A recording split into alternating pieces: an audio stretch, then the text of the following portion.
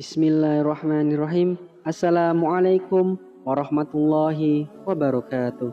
Syukur Alhamdulillah kita bisa berjumpa lagi di channel ini. Salawat dan salam selalu dan tetap tercurahkan kepada junjungan kita Nabi besar Muhammad Sallallahu Alaihi Wasallam. Allahumma sholli ala Sayyidina Muhammad wa ala ali Sayyidina Muhammad. Harapan dan doa saya tentunya semoga saudaraku semuanya selalu diberikan kesehatan, dilapangkan rezekinya, diampuni dosa-dosanya, dan dipanjangkan umurnya. Amin ya rabbal alamin. Sahabat yang beriman yang dirahmati Allah Subhanahu wa taala, siapa di antara kalian yang selalu ngantuk setelah sholat subuh? Tak jarang badan kita pun tertidur di atas sajadah dan bangun-bangun sudah pukul 7 pagi. Meski nikmat banget, ternyata tidur di waktu ini tidak dianjurkan oleh Allah Subhanahu wa taala. Tak hanya setelah subuh, Allah juga melarang umatnya tidur di waktu-waktu tertentu. Emangnya separah apa efeknya sehingga Islam memperhatikan jam-jam tidur kita, menyebut jika seorang jam tidurnya tak sampai 7 atau 8 jam, mereka biasanya akan bangun uring-uringan dan kesal dengan kehidupannya. Kurang tidur memang menjadi masalah bagi sebagian masyarakat, apalagi jika orang tersebut memiliki jadwal kerja yang padat, merayap, atau bahkan tidak tidur sama sekali tanpa kualitas. Tidur yang tidak cukup, stamina seseorang pun akan berkurang dan pastinya gak bisa produktif menjalankan aktivitas sehari-hari. Terkadang orang-orang juga tidur di waktu-waktu tertentu di luar jadwal tidur yang dilakukan beberapa orang. Padahal dalam Islam hal ini sangat diwanti-wanti. Loh, jangan-jangan kamu pun sering melakukannya. Apalagi Allah Subhanahu wa taala telah memberikan sebuah guideline untuk hamba-hambanya dalam surat Ar-Rum ayat 33 tentang pola tidur seseorang. Dan di antara tanda-tanda kekuasaannya ialah tidurmu di waktu malam dan siang hari dan usahamu mencari sebagian dari karunia-Nya. Sungguh pada yang demikian itu benar-benar terdapat tanda-tanda bagi kaum yang mendengarkan. Jadi, apakah kita bebas tidur 24 jam semaunya? Jika mengikuti petunjuk Al-Quran, sebaiknya kita tetap berpedoman pada larangan-larangan tidur di waktu-waktu ini. Pertama, saat subuh sampai terbitnya matahari. Godaan tidur setelah sholat subuh memang sangat kuat. Bahkan ketika kita pada dasarnya nggak mengantuk, tapi seolah-olah ada bisikan agar kita larut saja dalam lamunan sampai tertidur. Padahal ternyata tidur di waktu ini membuat rasa kita terhalang. Karena pada momen-momen inilah segala keberkahan rezeki diturunkan oleh Allah Subhanahu wa taala untuk hambanya.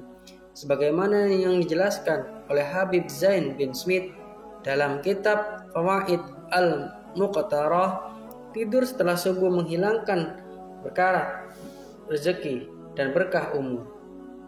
Sebab berkahnya umat ini ada di waktu pagi, waktu setelah salat subuh sampai terbitnya matahari. Kita mungkin juga sering mendengar omelan orang tua kita yang bangun kesiangan. Nah, nanti rezekimu dipatok ayam. Memangnya apa sih maksud ucapan tersebut? Pesan-pesan ini sebenarnya disampaikan oleh orang tua kita kepada anaknya agar tidak mager beraktivitas di pagi hari. Akan semakin mudah dicari, apalagi jika ayam belum berkokok. Konsep ini pun dikenal di Jepang dengan istilah ikigai. Bangun subuh dan tidak tidur lagi memang penuh tantangan dan hanya orang-orang terpilih yang bisa menaklukkan godaan tersebut. Jangan minder dulu, barangkali karena kamu belum tahu khasiatnya bangun pagi, dan inilah alasannya. Kamu bakar-bakar, oke guys, sendiri bermakna. Alasan untuk Anda dibangun pagi yang diartikan sebagai tujuan hidup seseorang. Bangun lebih awal juga membuat warga Jepang memiliki umur panjang seperti di Pulau Okinawa, dan buat marah seorang fellow nasional geografik dan penulis telah menjelaskan bagaimana memiliki alasan untuk bangun pagi telah memungkinkan beberapa orang di Okinawa untuk hidup lama. Namun, penuh kehidupan jadi menerapkan konsep ikigai untuk hidup sepenuhnya akan mengubah Anda menjadi orang bahagia yang terbangun dengan perasaan siap untuk memulai hari. Dari masa mudanya, aspek utama ikigai seperti yang dinyatakan oleh Ali Sharaf dan penulis Awakening Your Ikigai dimulai dari yang kecil dan menerima diri Anda sendiri, juga terhubung dengan orang lain dan planet ini, menemukan kegembiraan dalam hal-hal kecil. Setelah mendengar manfaatnya, yakin masih mau tidur pagi bagi para pekerja. Waktu selanjutnya biasanya disebut waktu-waktu genting setelah bekerja seharian. Terkadang kode tidur pun juga besar sampai lupa memperhatikan jadwalnya. Salah satu waktu yang juga disoroti dalam agama Islam yakni setelah masuk waktu asar. Tidur di waktu ini disebut-sebut bisa mengurangi daya aktif manusia. Sebagaimana dijelaskan dalam suatu hadis, barang siapa tidur setelah waktu asar, lalu hilanglah akalnya, maka jangan pernah salahkan kecuali pada diri sendiri. Hadis riwayat Muslim. Ada lagi sebenarnya, beberapa pihak ada yang acuh dengan saran ini. Apalagi para ulama menghukumi hadis tersebut dengan dhaif. Namun hadis yang kamu dengarkan tadi masih relevan dengan fadilah, amal atau perbuatan keutamaan. Maka tips ini pun sebaiknya tetap dipertimbangkan. Ada satu kisah unik dari seseorang yang ingin membuktikan isi hadis tersebut. Ia sangsi dan berpikir, mana mungkin sih akan ngaruh ke akalku. Pendakwah ini pun akhirnya mengambil resiko dan nekat untuk tidur setelah asar demi membuktikan informasi hadis tersebut. Tidurnya lelap dan sepertinya ia sangat menikmati momen tersebut, yang mulai terbangun setelah waktu dini hari. Setelah bangun, pendakwah ini malah komplain, engkau pernah berkata kalau tidur setelah asar mengakibatkan gila atau hilangnya akal. Lihat aku tidur setelah asar dan aku sama sekali tidak merasa gila, ungkap orang tersebut. Berdoa tersebut menjawab dengan senyum dan penuh ketenangan. Apakah ada perilaku orang gila yang melebihi hal ini? Engkau datang menuju rumah seseorang pada saat dini hari, sedangkan orang-orang dalam keadaan tidur. Orang yang komplain tersebut diam seketika. Ia membenarkan ucapan pendakwah tersebut dengan penuh rasa malu.